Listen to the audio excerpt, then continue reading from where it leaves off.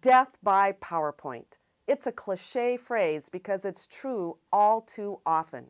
A bad PowerPoint can kill the sale. You don't want to be that person, do you?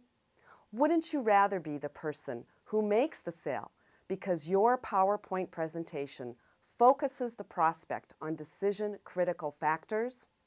In my presentation, Easy PowerPoint for Sales Professionals, you'll learn how to create a PowerPoint presentation that is audience-focused, prospect-focused, and persuasive. You'll discover some simple design rules and also learn a few tips and tricks that you can use right away.